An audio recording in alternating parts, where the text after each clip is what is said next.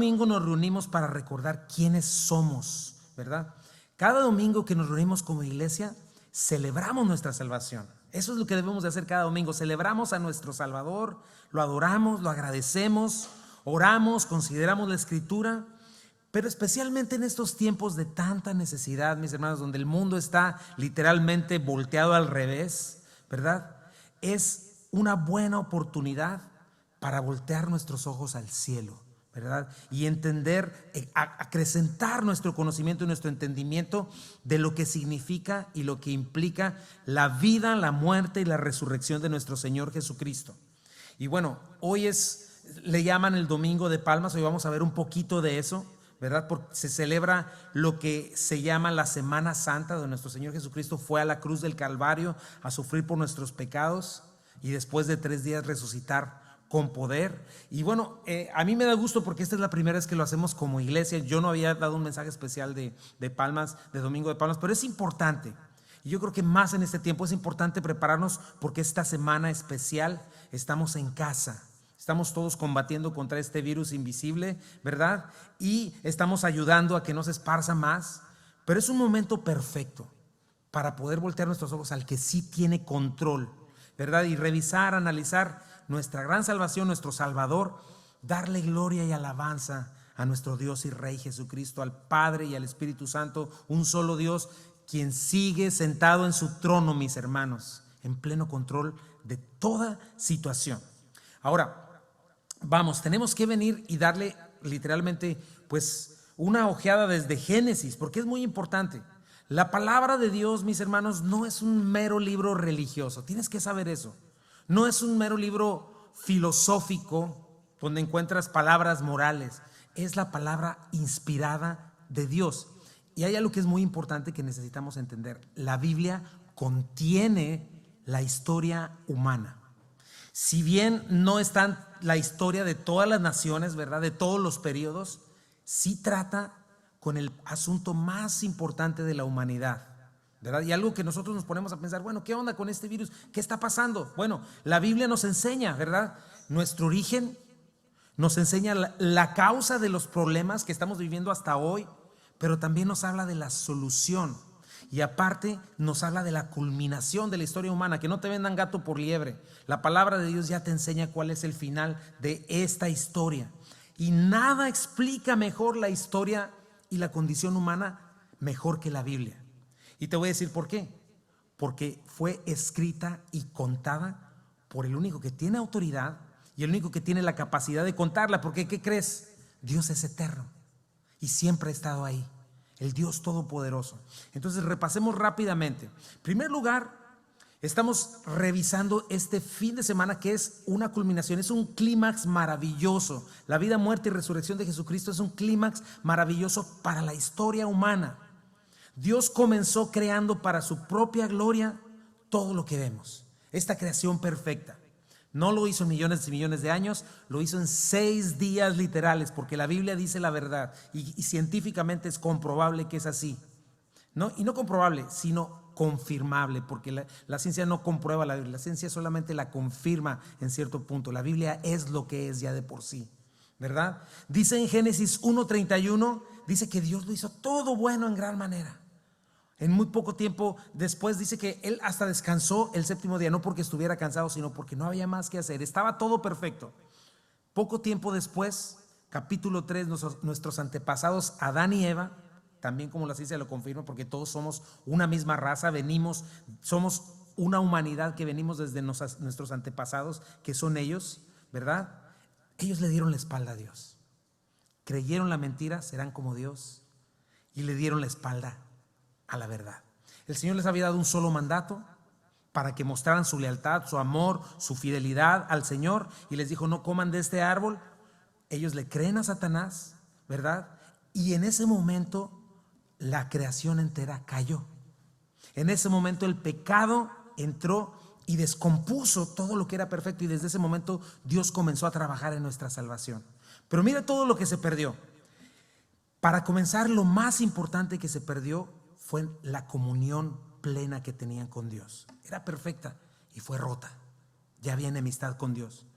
Por consiguiente, todos nosotros nacemos igual. todos los descendientes de Adán y Eva afectados por el pecado. Y entonces se rompe la relación con Dios, se rompen las relaciones entre personas, ¿verdad? Por eso es tan difícil, por eso hay divorcios, por eso hay guerras, violencias, abuso y demás, porque está rota la relación con Dios.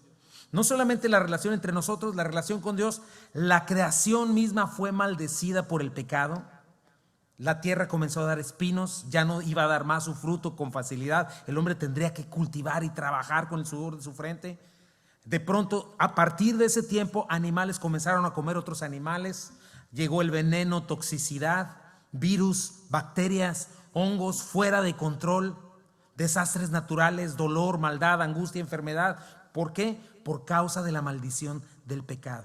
Y cuando te das cuenta, eso es por lo cual puedes ver juntos belleza y al mismo tiempo desastre, maldad y al mismo tiempo bondad, ¿verdad? Y todo lo que ves bueno son vestigios de lo que una vez fue perfecto, y todo lo que es malo, incluyendo este virus de COVID-19, es causa del pecado del ser humano que cayó, ¿verdad? Dios había dejado al hombre como el encargado de cuidar su creación, y al caer, cayó la creación junto con él, y por milenios, imagínate, se ha ido corrompiendo más y más. Entonces, eso es lo que la Biblia nos enseña. El pecado es la causa y la explicación de este terrible enemigo imposible de derrotar. Y no estoy hablando del virus, estoy hablando de este enemigo imposible de derrotar por el hombre llamado pecado.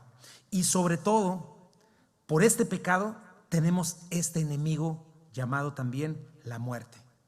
Todos, cada uno de nosotros, tú, yo, tenemos sentencia de muerte. No importa qué hermosos y bonitos nazcamos, cuántas libras pesemos, todos nacemos y comenzamos a hacer fila para llegar al final de nuestros días, porque la paga del pecado es muerte, ¿verdad? En estos días parece que hay una aceleración, ¿verdad?, por este virus, pero no olvides que cada día mueren 150,000 personas. Esas son millones de personas cada año, ¿verdad? La muerte no es ajena a nosotros. No podemos pensar en eso. Pero algo bien importante es esto, porque estamos en el domingo de Palmas, ¿verdad? El peor enemigo de la humanidad es la muerte. No la podemos vencer. Pero esto no es algo que Dios se le salió de las manos, porque Dios sí la puede vencer.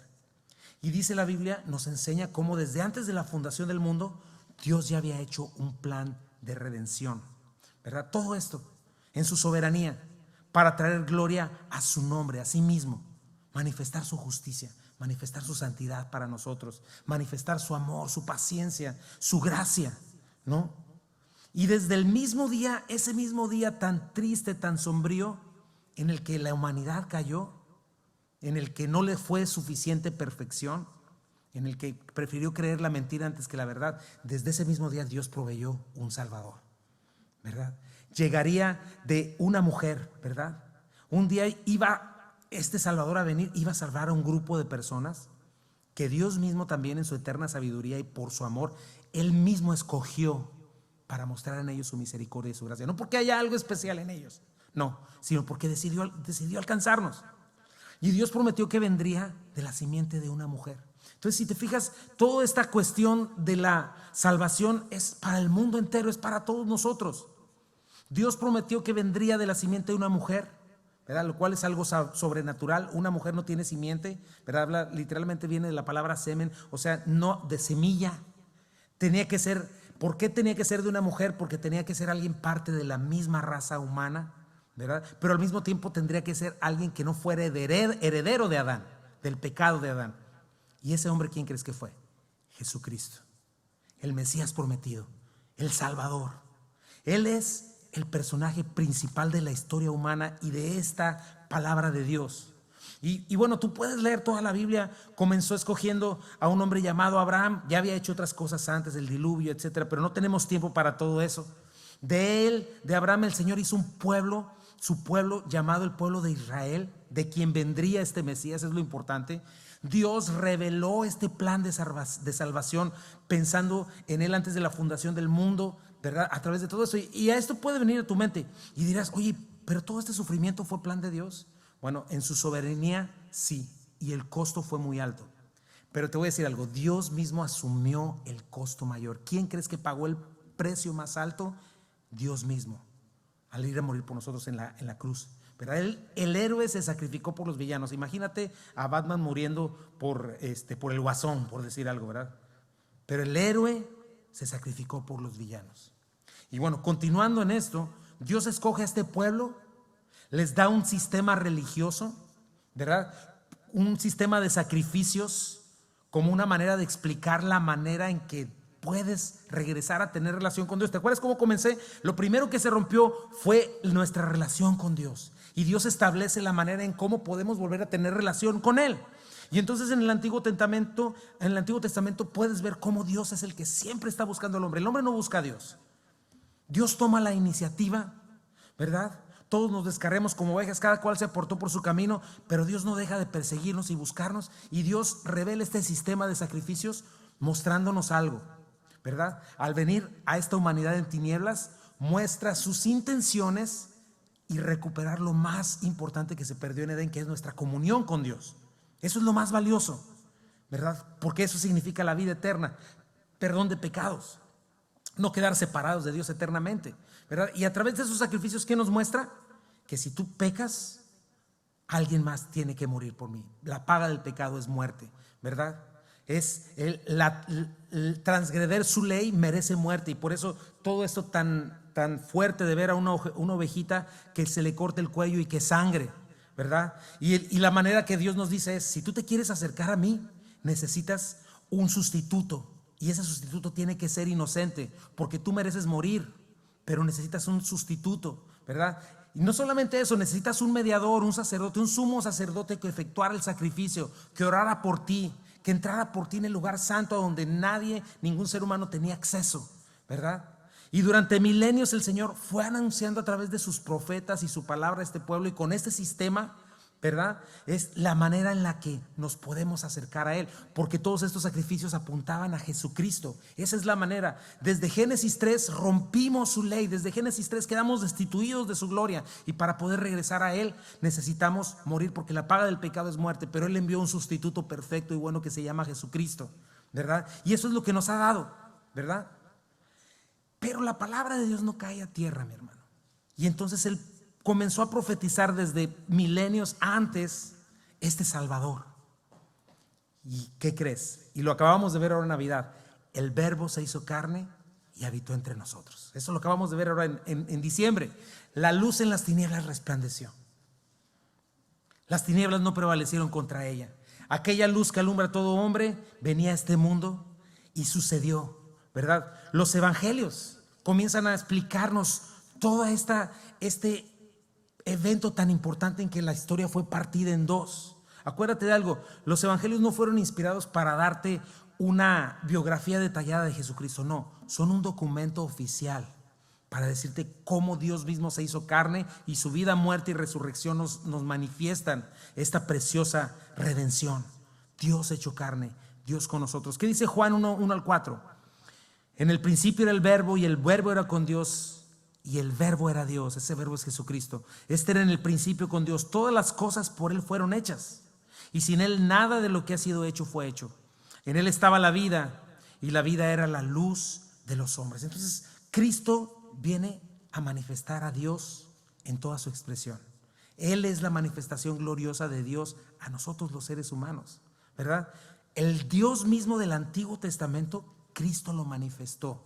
La gloria de Dios. Imagínate en aquel tiempo la nube de día, la columna de fuego de noche, ¿verdad? El fuego consumidor del monte Sinaí, hecho carne en Cristo Jesús. Por eso Juan escribe cómo cuando Felipe le preguntó al Señor, le dijo: Señor, muéstranos al Padre y con eso nos basta. Mira lo que le dice. Jesús le dijo: ¿tanto tiempo hace que estoy con ustedes y no me has conocido, Felipe? El que me ha visto a mí, ha visto al Padre. ¿Cómo pues dices tú, muéstranos al Padre? Y eso fue lo que vino a hacer Jesús. Hace 2000 años caminó en esta tierra, vino a cumplir la ley de Dios a la perfección, la ley que nadie pudo cumplir, ni Moisés, ni Noé, ni incluyendo María, o nadie jamás pudieron cumplir la ley de Dios, sino esta nueva creación. Dice Mateo 5, 17 al 18: no penséis que he venido a abrogar la ley y los profetas. No he venido para abrogar, sino para cumplir. Porque de cierto os digo que hasta que pasen el cielo y la tierra, ni una jota ni una tilde pasará de la ley, hasta que todo se haya cumplido. Y eso fue lo que vino a hacer Jesús, mis hermanos. Partió la historia en dos y comenzó algo que se llama la última etapa, la última era de la historia humana, ¿verdad? Y vino y llegó este domingo especial, el Domingo de Ramos. Para ese tiempo el Señor ya llevaba 3 años de ministerio, mi hermano. 3 años donde Él estaba manifestando muchísimas cosas. Su deidad, su perfección, su bondad. Imagínate, había multiplicado el pan, había alimentado a miles con apenas unos peces y unos panes. Sanó todo tipo de enfermos, ¿verdad? Literalmente se deshizo de la enfermedad en su tiempo. Expulsó demonios, manifestó su poder sobre los demonios. Resucitó muertos, sanó leprosos, había caminado sobre el agua, calmó tempestades con una sola palabra, ¿verdad? Sus palabras dicen que eran como ningunas otras porque hablaba como quien tiene autoridad, obviamente la palabra viva de Dios. Y aún así, mostrando quién era Él, fue rechazado por sus autoridades, ¿verdad?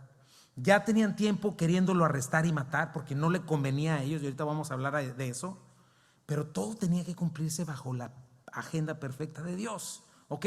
Había profecías acerca de Jesucristo que se tenían que cumplir al pie de la letra, porque así es la Biblia, mis hermanos. Toda palabra que sale de la boca de Dios, Él es sabio, soberano, Él ha prometido.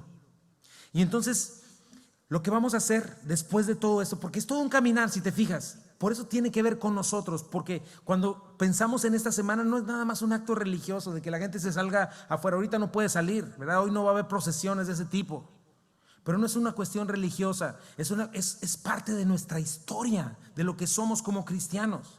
Y hoy vamos a observar esto. ¿Cuál fue el ambiente con respecto a los líderes religiosos, con respecto con la multitud y con los discípulos?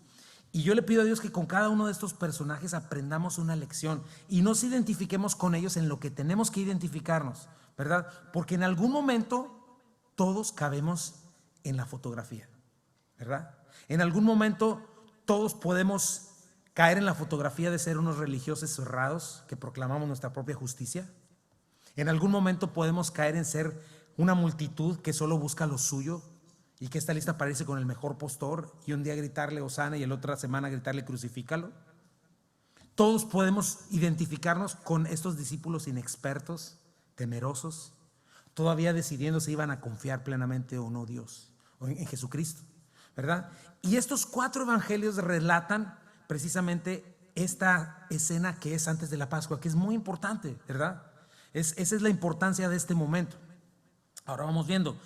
Desde Lucas 9 vemos a Jesucristo decidido a ir hacia Jerusalén. Imagínate, Él era un hombre perseguido política y religiosamente. Piensa en estos tiempos, ¿verdad? Él ya no podía salir porque lo querían matar. Entonces, Él sabía el peligro que corría en regresar a Jerusalén, que era la ciudad más importante, porque ahí estaba el templo.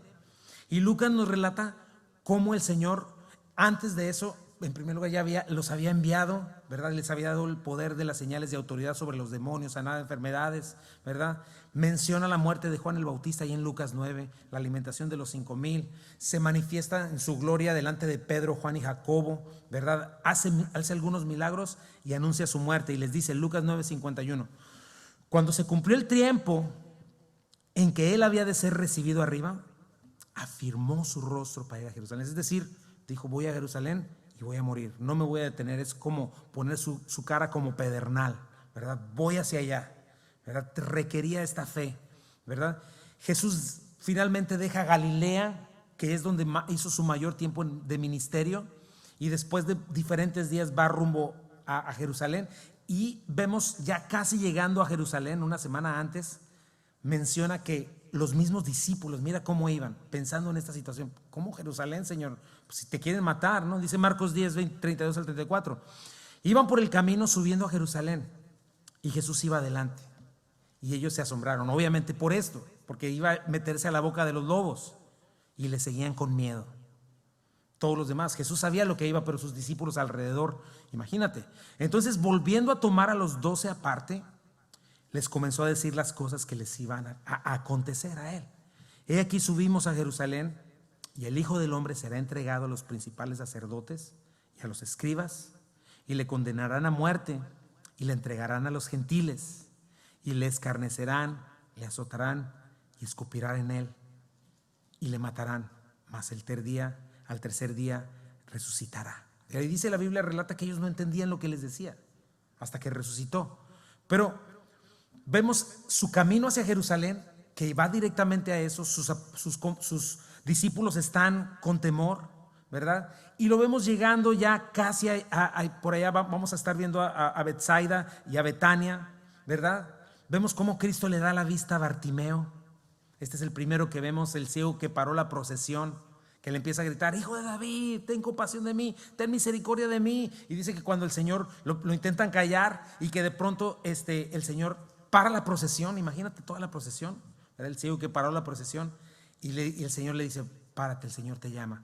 Tira su capa, literalmente abandona toda su seguridad, y de un brinco levanta, va y recibe su sanidad, ¿verdad? Entonces es algo importante, porque cada enfermedad, disminución física, representaba no nada más esas enfermedades en sí mismas, sino el efecto del pecado en nosotros, lo que vino Cristo a curar, ¿no? Por ejemplo, ceguera, ceguera espiritual; sordera, sordera espiritual; muerte, muerte espiritual. La lepra, por ejemplo, ¿verdad? La lepra es una enfermedad que mata las terminales nerviosas y literalmente te duerme, no tienes dolor, pero te estás pudriendo en vida, y se te cae un brazo y ni cuenta te das, ¿verdad? Y así es el pecado en nosotros, nos duerme, nos adormece, y no entendemos el daño que estamos recibiendo, y cómo Jesús vino a librarnos de todo eso, ¿no? Después de esto, no solamente vemos que sucede esto mientras Jesús va hacia allá. Lucas nos menciona la conversión de Zaqueo. ¿Te fijas? Zaqueo nos enseña con claridad en qué consiste un verdadero arrepentimiento, y nos enseña cómo a Jesucristo le importa cada persona.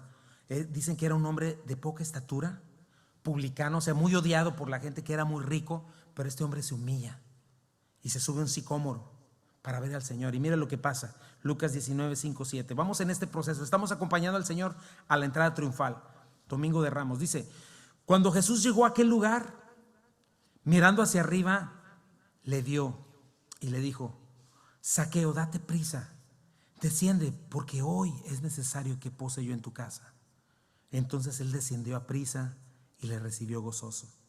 Al ver esto, todos murmuraban, diciendo que había entrado a posar con un hombre pecador. Mira, este hombre lo tenían en menos, pero nos muestra el corazón de Zaqueo, la voz del maestro.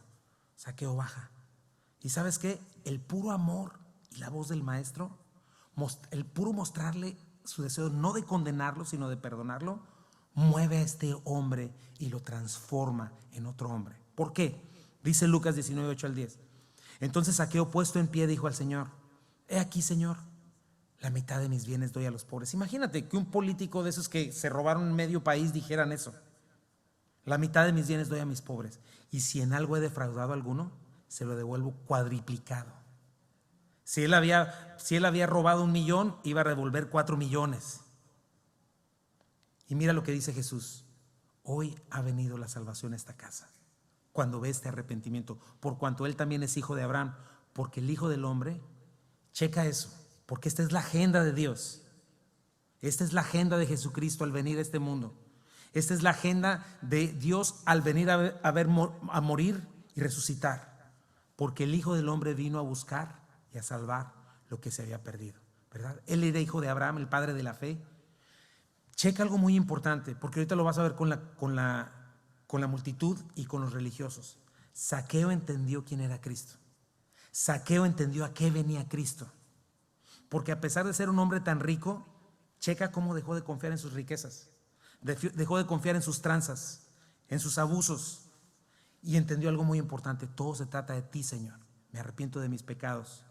Yo entiendo que mi mayor problema es mi pecado, y mi pecado me tenía perdido, y tú me encontraste, Señor. Y mira cómo fue su arrepentimiento. No nada más dijo: ay, me siento muy mal por haberlo hecho. No, fue activo. Regresó 4 veces a quien le había robado, y la mitad de sus bienes entregó a los pobres. Ahora, vamos viendo, porque a ver con quién te identificas. Juan nos relata otra escena, justo 6 días antes de la Pascua, ¿verdad? Podría haber sido un sábado en la noche, y antes del domingo de Pascua. Dice que él es ungido en Betania por María, hermana de Marta, hermana de Lázaro. Ya Lázaro lo había resucitado, y vemos siempre a María como una mujer adelantada en todos los aspectos. Este es otro tipo de persona con la cual también te puedes identificar. ¿Sabes qué aprendió María más que todos los demás, aunque los mismos apóstoles? La buena parte que no le fue quitada. Ella siempre estaba a los pies de Jesús. Siempre ves a Marta sirve y haciendo y todo el rollo, y a María siempre la ves enfocada en su Señor. Y ella fue la única que entendió que Jesucristo iba a morir. ¿Y cómo lo manifiesta? Le entrega algo muy valioso. Dice que una libra de perfume de nardo de mucho precio. No le importa el valor, ¿verdad? A Judas, ¿verdad? Y los demás dice que se quejan, se comienzan a quejar, ¿verdad? ¿Por qué tiran eso? Es un desperdicio. Pero para María fue lo más valioso, más que el perfume, eran los pies de su maestro, que en un poquito tiempo iban a ser clavados por ella, horadados, perforados. Y una vez más observa el efecto de aquellos que entienden su problema mayor que es su pecado y se arrepienten, como estos, como María, como Zaqueo, reciben el perdón de su pecado, reciben reconciliación con Dios, y esto se convierte en lo más valioso para ellos. Y lo terrenal queda en segundo plano. Y finalmente, ahora sí, llega la entrada triunfal a Jerusalén. Otro día, un día bien especial, porque marcaba el final de su ministerio y es la antesala de su muerte y resurrección, ¿verdad? Un día profetizado desde muchos siglos antes. Vamos a darle lectura. Dice Marcos 11, 1, 5 al 6. Cuando se acercaban a Jerusalén, junto a Betfagé y Betania, frente al monte de los olivos, un lugar donde se podía ver todo lo que era Jerusalén. Desde ahí Jesús dio su último discurso hablando del final de los tiempos. Jesús envió 2 de sus discípulos y les dijo: vayan a la aldea que está enfrente de vosotros, y luego que entren en ella, hallarán un pollino atado, en el cual ningún hombre ha montado. Desátenlo y tráiganlo. Y si alguien les dijere: ¿por qué haces esto?, digan que el Señor lo necesita y que luego lo devolverá. Fueron y hallaron el pollino atado fuera de la puerta, en el recodo del camino, y lo desataron. Y unos de los que estaban ahí les dijeron: ¿qué haces desatando el pollino? Ellos entonces le dijeron como Jesús había mandado, y los dejaron. En primer lugar, no podemos ver todos los detalles porque no tendríamos tiempos, pero estas son aldeas que estaban cerca de Jerusalén. Posiblemente ellos ya habían oído del nombre de Jesús, ¿verdad? Otra cosa interesante es que este era un asno joven, y lo que estaba sucediendo al entrar Jesús montado sobre este asno que nadie había montado, ¿sabes qué era? Era una fiesta literal. Imagínate este burro que no está acostumbrado a que lo monten jamás, pero todo era parte del plan divino. Júbilo, gozo, porque el rey viene. Imagínate el Señor yendo para allá y para acá sobre el burrito. Y esto era otro punto, mi hermano, porque cuando un rey entraba en su burrito, eso implicaba las intenciones de este rey. Jesucristo no venía a conquistar en su primera venida, no venía a hacer juicio contra sus enemigos, sino que venía en son de paz, con los brazos abiertos. Estaba invitando a la reconciliación que se perdió en Edén. ¿Creíste que ya se me había olvidado? No. Otra cosa que observamos es la omnisciencia de Jesucristo. Jesucristo sabía muy bien, ¿verdad? Sabía, los dueños entendían quién era Él, pero Él sabía cada detalle. Nada estaba fuera de su control. Y esa es la clase de Dios que tenemos, mis hermanos. Hoy Dios sigue en control pleno de todas las cosas. Dice Marcos 11, 7 al 11. Y trajeron el pollino a Jesús y echaron sobre él sus mantos, y se sentó sobre él. También muchos tendían sus mantos por el camino, y otros cortaban ramas de los árboles y las tendían por el camino. Y tenían que ser estas ramas de palmera, porque estamos hablando del desierto. Pero ahora que fuimos a este lugar, no había muchos árboles, no hay muchos árboles en el desierto, ¿verdad? Versículo 9. Y los que iban delante y los que venían detrás daban voces diciendo: Hosana, bendito el que viene en el nombre del Señor, bendito el reino de nuestro padre David que viene, hosana en las alturas. Y entró Jesús en Jerusalén y en el templo, y habiendo mirado alrededor todas las cosas, como ya anochecía, se fue a Betania con los 12, ¿verdad? Y vamos a observar algunos detalles que hay en los demás evangelios. Pero ¿qué significa hosana? Es Dios salva hoy. Y esto es algo muy importante porque nos habla de varias expresiones. En primer lugar, Cristo tenía todo el derecho de reclamar el reinado de David. No solo eso, manifiestan su deidad. Jesucristo es el Dios eterno. Cuando le dicen, cállalos, míralos, te están diciendo Dios, Él les dice, si ellos callan, las piedras van a hablar. O sea, Jesucristo estaba reconociendo su deidad, ¿verdad? Esto es algo muy importante, mis hermanos, porque si Jesucristo no es uno con Dios el Padre y con el Espíritu Santo, el evangelio pierde su poder. Y lo menciono por la Biblia de los testigos de Jehová. ¿Sabes para qué está diseñada? No para mostrar el evangelio, sino para desacreditar la deidad de Jesucristo como el Dios eterno. ¿Ok? Una Biblia donde Dios no es Jehová, Yahvé, una misma persona con Él, no tiene razón de ser. No existe el evangelio. Y mira de dónde sacan este texto, del Salmo 118, 25 al 26. Oh Jehová, sálvanos ahora. Te ruego, oh Jehová, que nos hagas prosperar ahora. Bendito el que viene en el nombre de Jehová. Desde la casa de Jehová les bendecimos. Entonces imagínate esta escena, mi hermano, suntuosa, llena de gozo, algarabía, risas, porque iba sobre este asno que no sabía ser montado. Y Mateo menciona la profecía en Zacarías 9:9. Checa la profecía. Todo esto aconteció para que se cumpliese lo dicho por el profeta cuando dijo: decida la hija de Sión, he aquí tu rey viene a ti, manso y sentado en una asna, sobre un pollino, hijo de animal de carga. Vamos a ver la profecía directamente en Zacarías. Mira, dice: alégrate mucho, hija de Sión, da voces de júbilo, hija de Jerusalén. He aquí tu rey vendrá a ti, justo y salvador, humilde, y cabalgando sobre un asno, sobre un pollino de asna. Entonces imagínate esta profecía. ¿Sabes desde cuándo la hizo Zacarías? Alrededor de 500 años antes de que sucediera. En un ambiente de incredulidad, de rebeldía, de juicio contra Israel rebelde. Ahí habló Zacarías. Eso me impresiona de parte de Dios, ¿verdad? Para que no haya imposibles, Él va a cumplir su voluntad. Y en ese momento se estaba dando esta profecía al pie de la letra, ¿verdad? Porque para el Señor, que es eterno, 500 años son como 15 minutos o un día, porque Él es eterno. Pero checa el carácter de este Dios y lo que venía mostrando, lo que venía ofreciendo. El Mesías es el rey, según Zacarías, es justo, trae la justicia de Cristo, trae salvación, y muy importante, dice que es humilde. Humilde. ¿Qué significa esto, mi hermano? Que en su primera venida el Señor trae su invitación abierta. Y nosotros, la iglesia, somos sus embajadores. Ahorita estamos en este tiempo. Dice 2 Corintios 15, 19 al 21, que Dios estaba en Cristo reconciliando consigo al mundo, no tomándoles en cuenta a los hombres sus pecados, y nos encargó a nosotros la palabra de la reconciliación. Así que somos embajadores en el nombre de Cristo. Reconcíliense con Dios. Al que no conoció pecado, por nosotros lo hizo pecado, para que nosotros fuésemos hechos justicia de Dios en él. Esto es lo que está haciendo el Señor en su entrada triunfal. Isaías también nos muestra esto.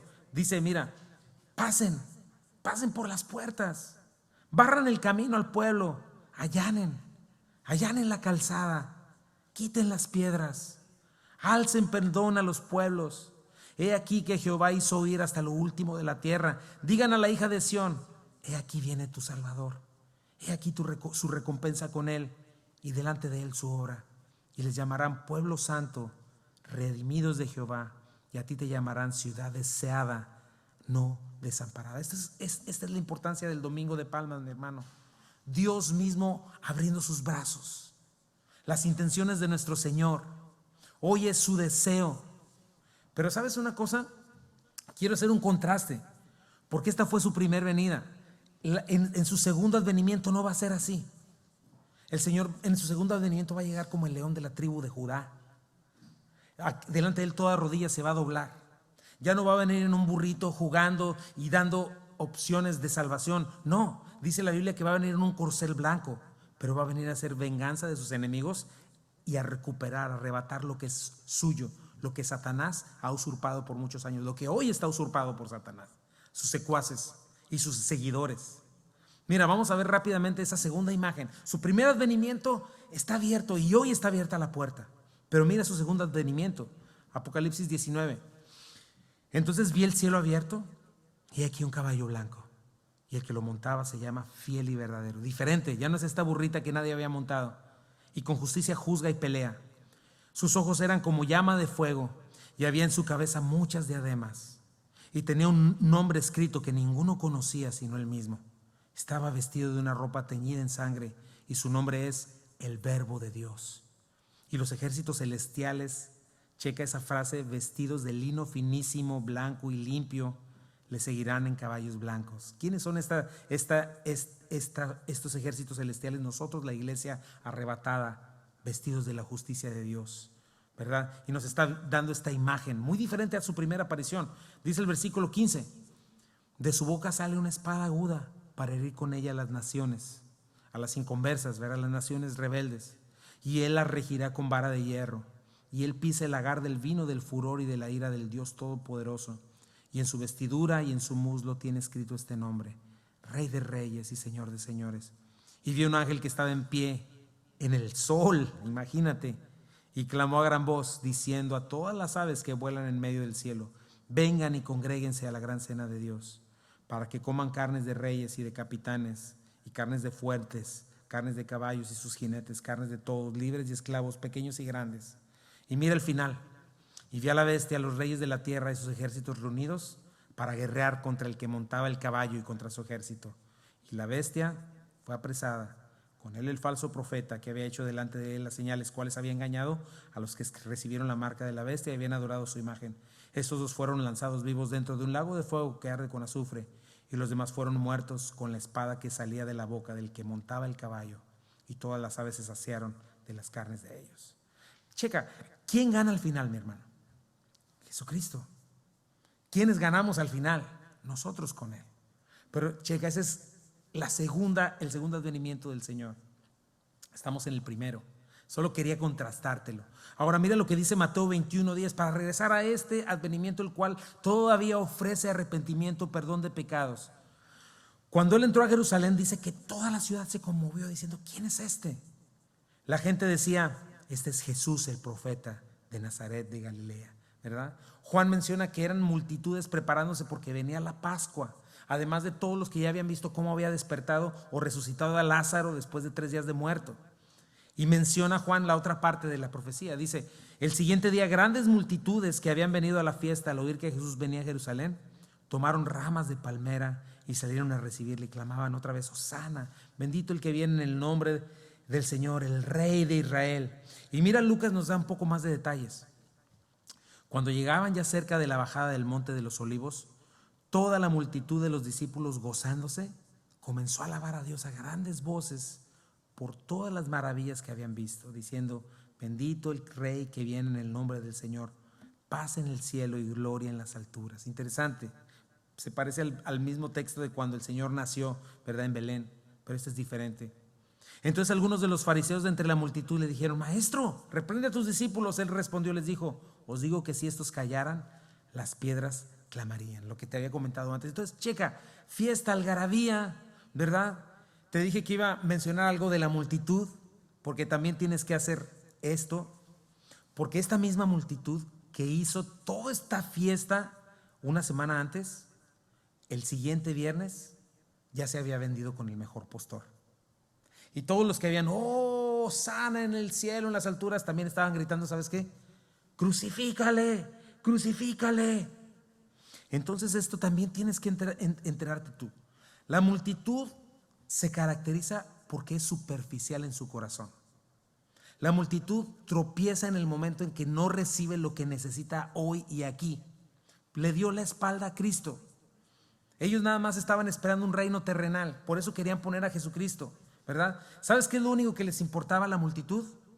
Su incomodidad actual. Ay, no, es que ya queremos un gobierno justo, queremos derechos humanos, no queremos que estos romanos nos estén poniendo la bota en el cuello, no queremos que nos hagan cargar sus cargas, no queremos ser sus esclavos, quiero vivir bien. Por favor, ya date prisa, Jesucristo. Y ¿sabes qué? Cuando se dieron cuenta que Jesucristo no venía a librarlos de esa situación, le dieron la espalda.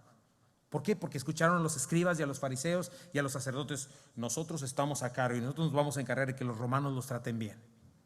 ¿Y sabes qué es lo más importante?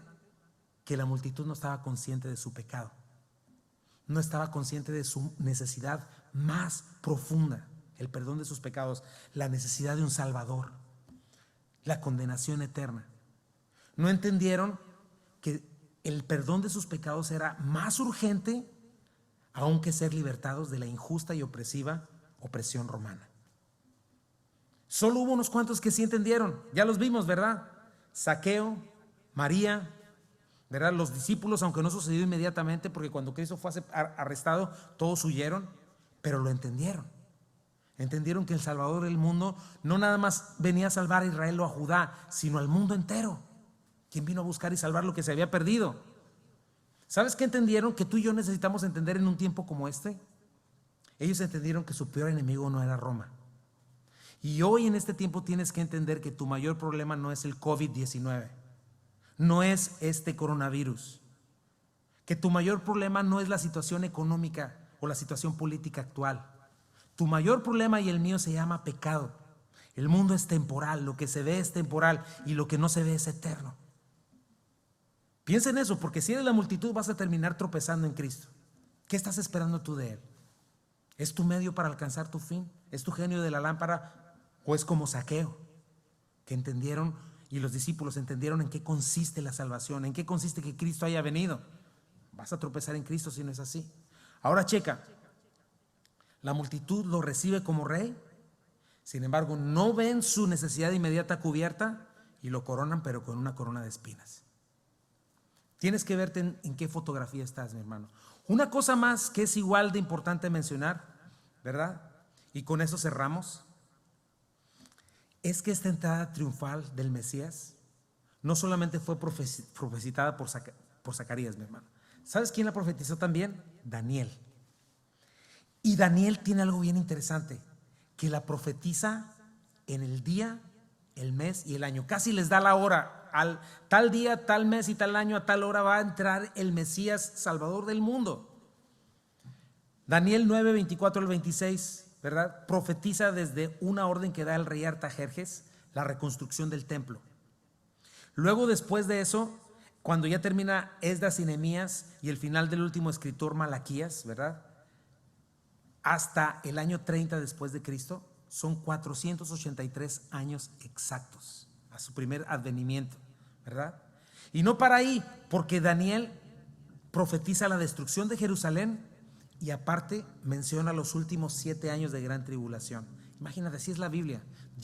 Para Dios no hay tiempo. Los últimos 7 años donde surge el anticristo y el segundo regreso de Jesucristo, ¿verdad?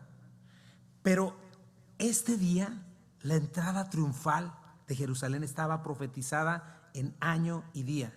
El día 9 de Nisán, en el año 30 después de Cristo. Entonces, si te das cuenta, cuando Jesús llegó a ese lugar, piénsalo un momentito. Jesús llegó a la entrada triunfal en Jerusalén.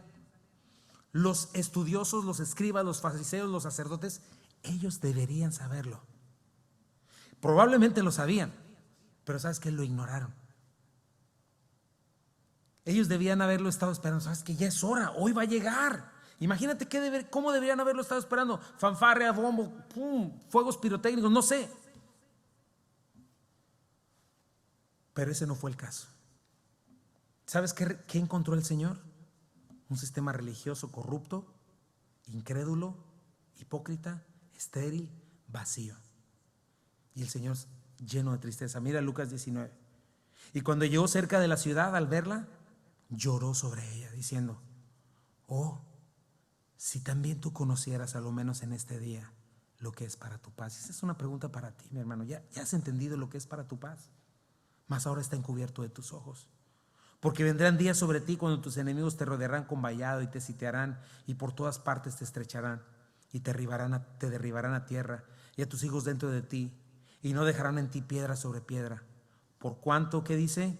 No conociste el tiempo de tu visitación. Hoy quizás sea el tiempo de tu visitación, mi hermano, mi hermana que me estás escuchando.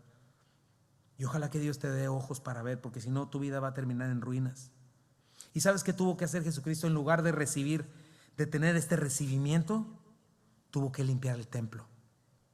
Fue la segunda vez que lo limpió, un templo lleno de corrupción. No existía la santidad de Dios porque no les interesaba. Estaba a un lado. Como dice el Señor, ni ellos entraban, los sacerdotes religiosos, ni dejaban entrar a nadie. Estorbaban la gloria de Dios. No permitían que la gente llegara con un corazón arrepentido, con su sacrificio. No, había ya una bola de cosas que distraían por completo. Y dice Mateo 21, 12 al 14, y entró Jesús en el templo de Dios. ¿De quién era el templo? De Dios. Y echó fuera a todos los que vendían y compraban en el templo. Volcó las mesas de los cambistas y las sillas de los que vendían palomas, porque estaban estorbando la gloria de Dios. Estaban estorbando esta obra que Dios estaba haciendo, de tener comunión con Él. Y les dijo: escrito está, mi casa, casa de oración será llamada, mas vosotros la habéis hecho cueva de ladrones. Y vinieron a Él en el templo ciegos y cojos y los sanó. Y mira lo que menciona Marcos, que hacía Jesús: no consentía que nadie atravesase el templo llevando utensilio alguno. Imagínate, cuando se pierde lo que es la iglesia, ¿para qué existimos? Versículo 17, y les enseñaba diciendo: ¿no está escrito, mi casa será llamada casa de oración para todas las naciones? Mas ustedes la han hecho cueva de ladrones. Lo oyeron los escribas y los principales sacerdotes y buscaban cómo matarle, en lugar de haberlo estado esperando, porque le tenían miedo, por cuanto todo el pueblo estaba admirado de su doctrina. Pero al llegar la noche, Jesús salió de la ciudad. Entonces checa eso. Para los diligentes religiosos, todo lo que hacían había perdido su significado. Los sacerdotes que estaban ahí, que ofrecían los sacrificios, eran puras cosas externas, y todo lo usaban para su propio provecho. ¿Sabes qué había ahí? Literalmente una mafia.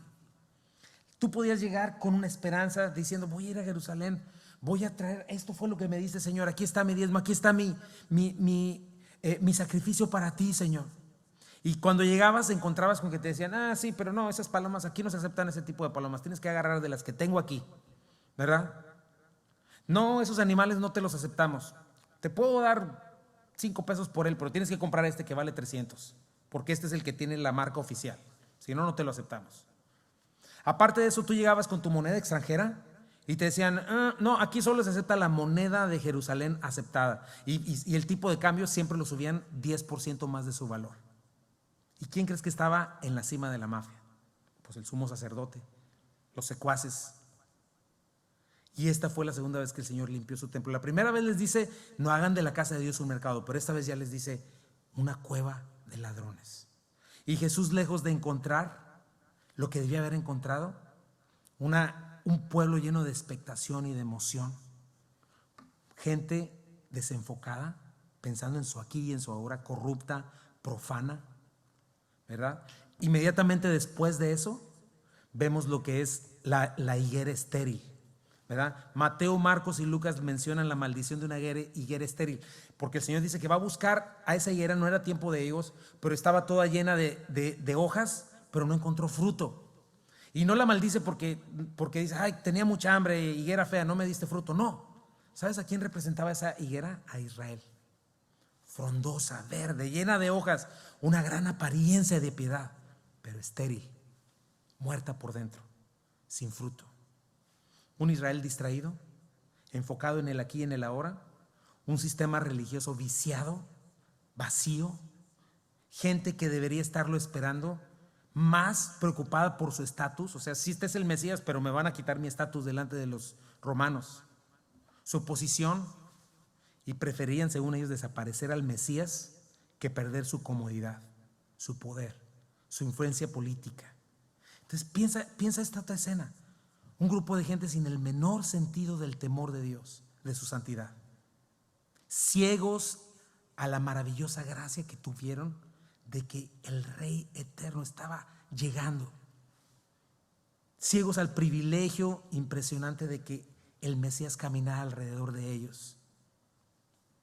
Y entonces Cristo tuvo que proclamar el juicio espiritual y a la falsa religión. Y mis amados hermanos, este es el ambiente en el que llegó el Señor hace 2000 años.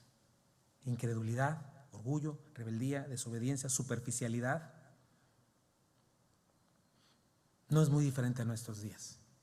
Hoy la iglesia está distraída en muchos sentidos, invadida por falsa doctrina, por falsos maestros, invadida por los ídolos de este mundo, por el materialismo, por el yo, por el ego.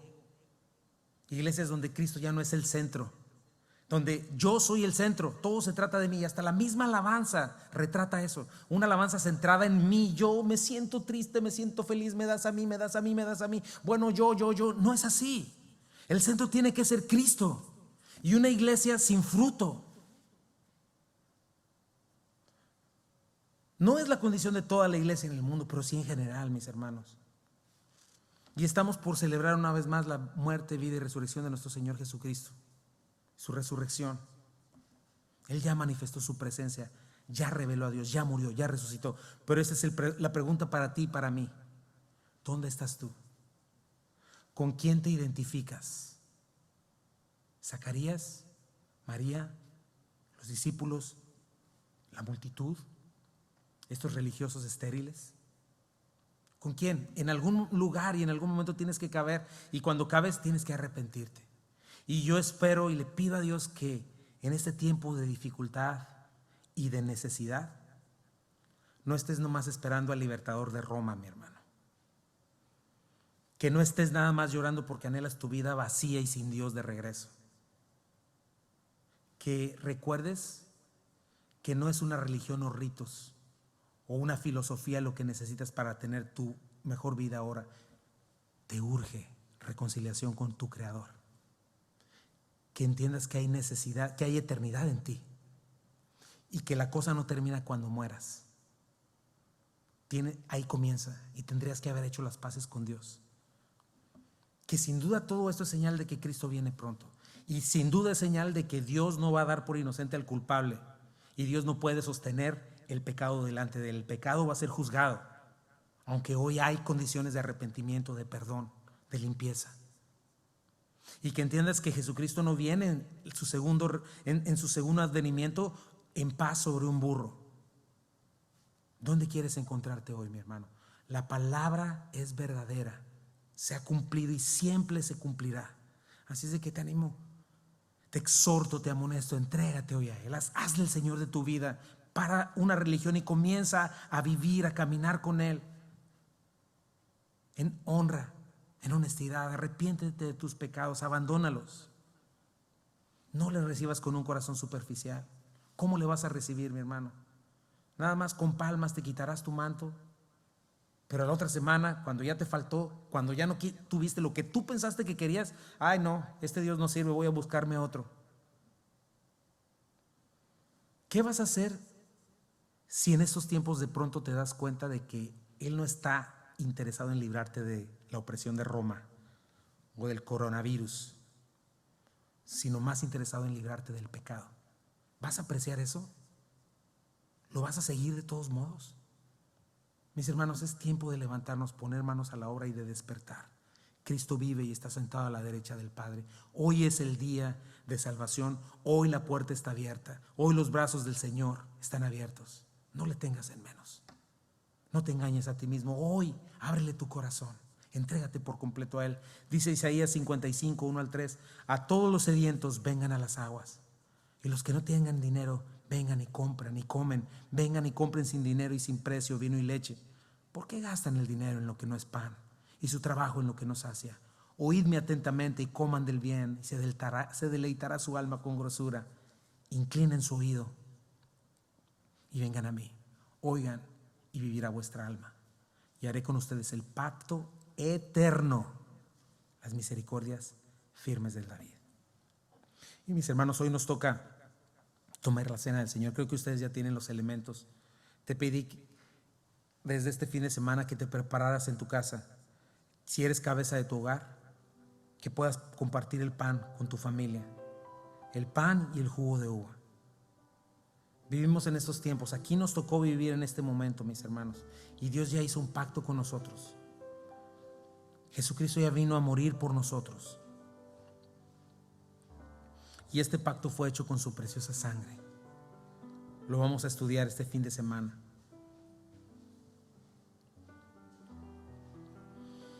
Y confiamos plenamente en que Dios va a traer su salvación. Te repito, hoy no es el fin todavía. Faltan bastantes cosas para eso. Es una oportunidad. Toma este tiempo como una oportunidad. No es persecución a la iglesia, no, Señor. Es la mano de Dios, la mano misericordiosa y disciplinadora de Dios para nosotros, su iglesia. Lo he mencionado antes, quizá ya habías hecho un ídolo de tu edificio o de tus liturgias. Dios quiere y busca adoradores en espíritu y en verdad. Y eso ya fue hecho. Dios ya mostró sus intenciones para nosotros. Dice, cuando era la hora, se sentó a la mesa y con él los apóstoles y les dijo: cuánto he deseado comer con vosotros esta Pascua antes que padezca, porque les digo que no la comeré más hasta que se cumpla en el reino de Dios, hasta que se cumpla su regreso y se cumpla este segundo advenimiento que ya lo vimos, venga por nosotros. Y habiendo tomado la copa, dio gracias y dijo: tomen esto y repártalo entre ustedes, porque les digo que no beberé más del fruto de la vida hasta que el reino de Dios venga. Y tomó el pan y dio gracias y lo partió y le dijo diciendo, y les dio diciendo: este es mi cuerpo que por vosotros es dado, hagan esto en memoria de mí. De igual manera, después que hubo cenado, tomó la copa diciendo: esta es la copa del nuevo pacto en mi sangre, que por vosotros se derrama. Pablo también mencionó: porque yo recibí del Señor lo que también les he enseñado, que el Señor Jesús, la noche que fue entregado, tomó pan y habiendo dado gracias lo partió y dijo: tomen y coman, que este es mi cuerpo que por ustedes es partido, hagan esto en memoria de mí. Y Señor Jesucristo, hoy reconocemos, Señor, que tú viniste a arreglar ese problema que comenzó desde Génesis, Padre, capítulo 3. Que no viniste a establecer una mera religión vacía, Señor, y que tú en verdad, Señor, cumpliste tu propósito perfecto al ir a morir a la cruz del Calvario, Señor, a recibir el castigo por nuestros pecados, Señor, para abrir una vez más esa puerta que se había quedado cerrada, Señor, ese acceso totalmente cerrado, Padre, restringido para nosotros hacia ti, Dios. La paga del pecado es muerte, muerte eterna, destitución de tu gloria, Señor. Sin embargo, tu mayor anhelo, Señor, era manifestar tu misericordia hacia nosotros, Padre. Señor, y tu muerte en esa cruz del Calvario, Señor, nos muestra tus intenciones y nos muestra cómo tú viviste la vida perfecta que nosotros jamás pudimos vivir, y nos muestra cómo tú, en verdad, Señor, tu cuerpo fue molido por nuestras transgresiones, Señor. El castigo de nuestra paz fue sobre ti, y por tus llagas fuimos nosotros curados. Señor, hoy reconocemos, Padre mío, que tú fuiste a morir en la cruz, Señor, no para nuestra libertad de Roma o del COVID, sino del pecado, Señor. Ayúdanos a entender esto, Padre. Ayúdanos a entender nuestra eternidad mientras comemos este pan. Puedes comer, mi hermano.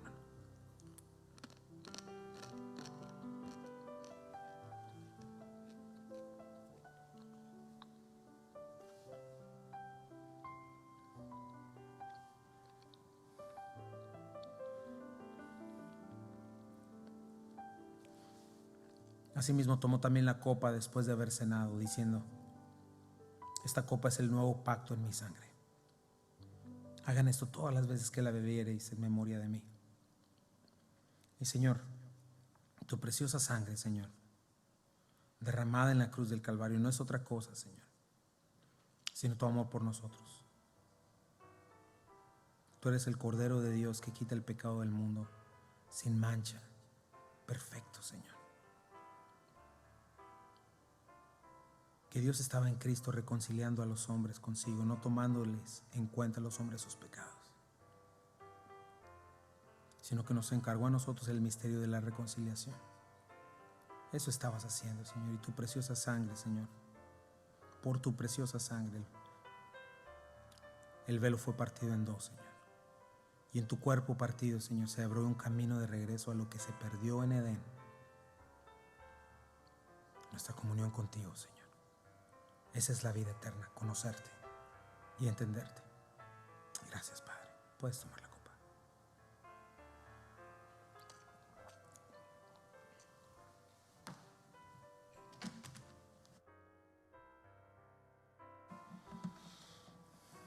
Así pues, todas las veces que comas este pan y bebas esta copa, la muerte del Señor anuncias hasta que Él venga. ¿Sabes qué significa esto, mis hermanos? Que el Señor viene pronto. El Señor no ha terminado con este mundo, ni con este país, ni con los nuestros. Hoy está detenido, mis hermanos. Como iglesia necesitamos levantar nuestra mirada, necesitamos levantar la palabra de Dios, necesitamos predicar el evangelio y estar seguros, mis hermanos, que el Señor tiene cuidado de nosotros. Mas buscad primeramente el reino de Dios, su justicia divina, y las demás cosas les serán añadidas. Señor, tú nos sostendrás, Padre. Señor, tu palabra dice que nuestros cabellos están contados y no podemos hacer más largo un solo minuto, un solo segundo en nuestras vidas. ¿Sabías eso, mi hermano? Tenemos que cuidarnos, tenemos que cuidar a nuestros hermanos, pero puedes confiar en que tu vida está en las manos de tu Creador. No tengas miedo. Si quieres tener temor en tu corazón, teme al Señor, témelo a Él. Encomienda las almas de los que amas a su vida y confía en esto, porque el pacto ya fue hecho. Pecado se volvió, aunque no lo conoció. Fuimos hechos en Él, justicia de Dios. Él se humilló, llevando la cruz. Amor asombroso, no hay nada que temer. Amor asombroso, Jesús el Mesías, nombre sobre todos, Redentor bendito, Emmanuel. Del pecado rescatas, ha pagado el precio. Jesús el Mesías, sobre todo es. Su cuerpo el pan, su sangre el vino, quebrantado fue por amor. La tierra tembló y el velo se rasgó. Amor asombroso, amor asombroso, Jesús el Mesías, nombre sobre todo, Redentor bendito, Emmanuel. El pecado rescatas, ha pagado el precio. Jesús el Mesías, sobre todo es. Mi esperanza está en ti, mi esperanza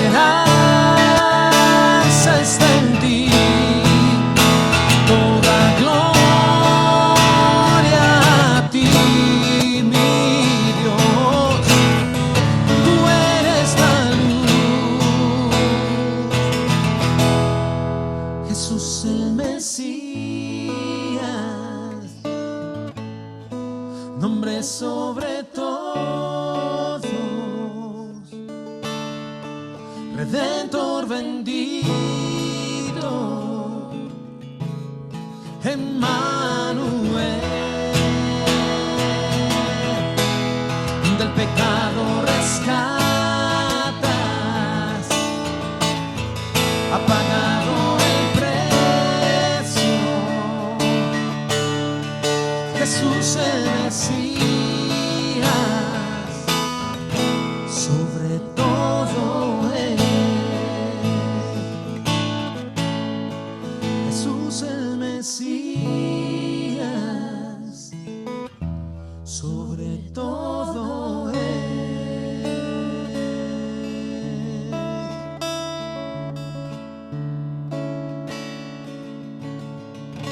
sobre todo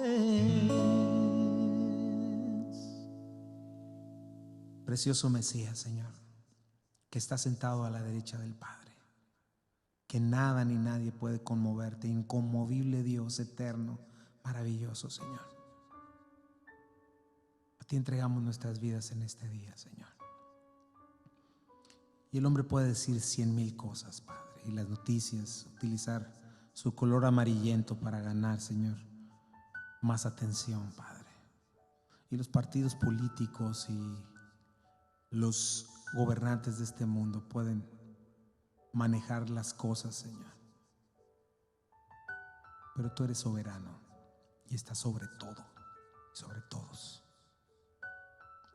y has hecho lo más importante, Señor. Nos has salvado, nos encontraste, Señor, así como encontraste a Zaqueo, Señor, así como encontraste, Señora, a María y a Marta, Señor, a Pedro.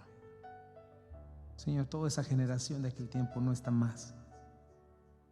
Nosotros hoy estamos aquí, Señor. No sé cuánto tiempo, no podremos durar más de 100 años, Señor. Y ojalá que vengas antes, Padre. Pero podemos contar que nuestros nombres están escritos en el libro de la vida, Señor. Una vez más te rogamos por este mundo, Señor, por su incredulidad, por aquellos que están rebeldes, ciegos, Señor, que te dan la espalda y que prefieren creer palabras de hombres que tu verdad, Señor. Pero hoy nosotros te rogamos por ellos, como tu iglesia, Padre. Te rogamos especialmente por nuestras familias, Señor. Aquellos que no te conocen, que solo tienen quizá una religión, Señor, pero que no tienen esta relación contigo y esta salvación, Padre. Bendícelo, Señor. Gracias, Padre, porque antes que salga la palabra de nuestra boca, tú ya conoces nuestra necesidad, Señor. Y contamos, Señor, con que tú nos darás lo que necesitamos. Danos sabiduría, creatividad, Señor, para compartir tu evangelio en estos tiempos donde no podemos tener mucho cercanía social, Padre, pero permítenos brillar para ti, Señor. Abre oportunidades, abre maneras, Señor. Y, Señor, te pedimos por una cura en tu tiempo perfecto. Señor, sabemos que lo harás, sabemos que esto tiene un fin. Padre, te rogamos que lo hagas, Padre, y te rogamos que tengas compasión de todos aquellos que partirán contigo, Señor, pero que puedan haber escuchado tu evangelio, Señor, antes, Padre mío, de la manera que está establecido que los hombres mueran una sola vez y después de esto el juicio.